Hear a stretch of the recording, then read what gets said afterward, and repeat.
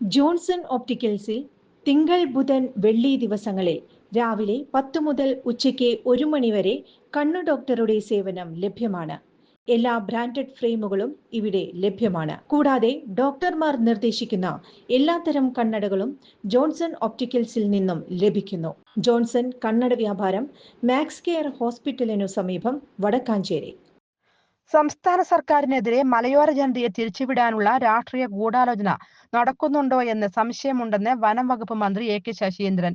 കേന്ദ്രമന്ത്രിയുടെ അവകാശവാദങ്ങൾ അർദ്ധസത്യമാണെന്നും മലയോര കർഷകരുടെ ഉത്കണ്ഠയോട് നീതി പുലർത്താത്ത നിലപാടാണ് ഇതെന്നും ശശീന്ദ്രൻ പറഞ്ഞു.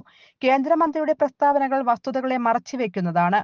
കേന്ദ്രത്തിന്റെ ഇരട്ടത്താപ്പിന്റെ ദുരന്തമാണ് മലയോര മേഖലയിലെ ജനത അനുഭവിക്കുന്നത്. കൊല്ലാനുള്ള ഉത്തരവ് നൽകാൻ ചീഫ് വൈൽഡ് ലൈഫ് വാർഡന് അധികാരമുണ്ട് എന്നത് ശരിയാണ്. എന്നാൽ അതിന് നിബന്ധനകളുണ്ട്. മറ്റൊരു വഴിയുമില്ല എന്ന ഘട്ടത്തിൽ മാത്രമേ വെടിവെക്കാൻ ഉത്തരവിടാനാകൂ. കടുവയും പുലിയും പുറത്തിറങ്ങിയാൽ പ്രാദേശിക തലത്തിൽ 6 അംഗ സമിതി രൂപീകരിക്കണം. അതിന് വന്യജീവി കമ്മിറ്റിയുണ്ടാക്കുന്നതുവരെ കാത്തിരിക്കാനാകുമോ? അപഹാസ്യമായ ഉപാധികളാണ് ഉള്ളത്.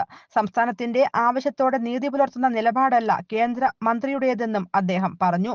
നിയമത്തിൽ കാലോചിതമായ മാറ്റം വേണം. ഒന്നിലധികം തവണ കേന്ദ്രമന്ത്രിയോട് ഈ ആവശ്യങ്ങൾ ഉന്നയിച്ചു.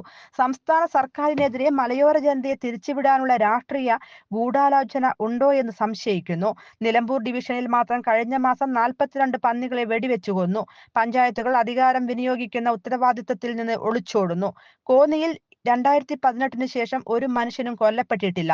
എന്നിട്ട് അവിടെ വലിയ പ്രതിഷേധം നടന്നു. എ.കെ. ശശീന്ദ്രൻ പറഞ്ഞു. അതേസമയം അനന്തു ഷോക്കേറ്റ് മരിച്ച സംഭവത്തിൽ ഇലക്ട്രിസിറ്റി ചോർത്തിയത് വനം വകുപ്പല്ല എന്ന് ശശീന്ദ്രൻ പറഞ്ഞു. നിലവിൽ വനാതിർത്തികളിൽ ഫെൻസിംഗ് കെട്ടിക്കഴിഞ്ഞാൽ പിന്നീട് അത് തിരിഞ്ഞു നോക്കാത്ത പ്രശ്നമുണ്ട്. അത് പരിശോധിക്കാൻ തീരുമാനിച്ചിട്ടുണ്ടെന്നും പ്രവർത്തനരഹിതമായത് നന്നാക്കാൻ തീരുമാനിച്ചുവെന്നും അദ്ദേഹം കൂട്ടിച്ചേർത്തു. News desk any time news. കൂടുതൽ വാർത്തകൾക്ക് ഞങ്ങളുടെ ചാനൽ സബ്സ്ക്രൈബ് ചെയ്യുക. ഫേസ്ബുക്ക് ഫോളോ അപ്പ് ചെയ്യുക. വാർത്തകൾ വേഗത്തിലറിയാൻ എനി ടൈം ന്യൂസ്.